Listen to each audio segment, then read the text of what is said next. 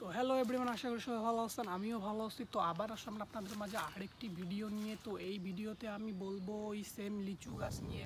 লিচু গাছের লিচু গাছ তো অবশ্যই ডাল, তারপরে হইলো পাতা, তারপরে হলো আর কি গোড়া হলে সব দেখাবো। কিন্তু লিচু গাছের এখন আমি যেটা বলবো এটা হলো লিচু গাছের ইতিহাস। লিচু গাছের কীভাবে ইতিহাস, কীভাবে কোথায় সৃষ্টি হয়েছে এটা বলবো।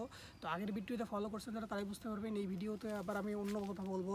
তো যেটা বলতেছি, এই লিচু গাছটা সাধারণত 15 মিটার বা 39 বেশি লম্বা হয় না। তো লিচু গাছ তো আমি দেখাইছি আগে যে লম্বা হবে। তো আরেকবার দেখাই দিলাম, যে দেখাও আরেকবার লিচু গাছটা কত লম্বা হয় একদম নিচ থেকে উপর পর্যন্ত।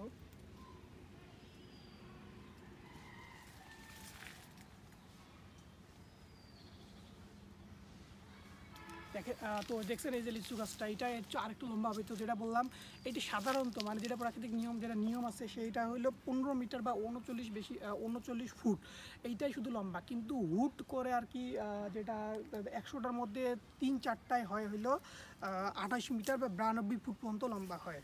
ঠিক আছে, তো যেটা বললাম এটা সাধারণত লম্বা হইলো 15 মিটার বা 39 ফুট। কিন্তু হুট করে ধরেন 100টার মধ্যে 3-4টাই হবে হইলো আপনার 28 মিটার বা 92 ফুট। হ্যাঁ, তো এর যে ইয়াটা আছে, বাকল আছে, বাকল হবে মানে বাকল যেটা আছে গাছের বাকল তো চেনো নাকি? জি। বাকল চেনো না? কি বাবা বাকল বলতো? ছালটি। হ্যাঁ, ছাল। বাকল মানে হলো ছাল। ওই ছালটি হবে কালচে ধূসর। ঠিক আছে, মানে রং, ওই কালচের রংটা হবে কালচে ধূসর রঙের। ঠিক আছে, কালচে ধূসর রঙের, এবং শাখাগুলো লালচে বাদামি রঙের, এবং শাখাগুলো হবে কালচে বাদামি রঙের। তো বোঝাই দিছি। তো শাখা যেটা আছে ওইটা হবে লালচে বাদামি, এবং যে বাকল মানে হলো যেটা ছালটা হবে হইলো কালচে ধূসর নাকি? জি। আমি তো নাকি দেখে দাও। তো এই হচ্ছে সেই লিচু। তো এটা হয়তো অনেক মাটি টাটি লাগা আছে, এই জন্য হয়তো অত বোঝা যাচ্ছে না রংটি।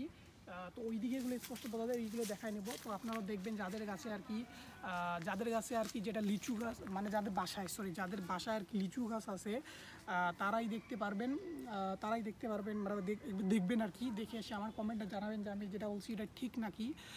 তো ঠিক হয় অবশ্যই জানাবেন, না ঠিক হলেও জানাবেন, তো আমি আবার ইয়ে করে দেবো, সমস্যা নাই। তো যেটা বললাম এটা অবশ্যই মাথায় রাখবেন।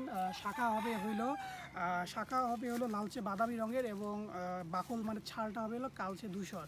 তো অবশ্যই জানাবেন কমেন্ট করে, এবং আপনারা একজন না গিয়ে কয়েকজন গিয়ে দেখবেন, বিশেষ করে যারা ভালো রং চেনে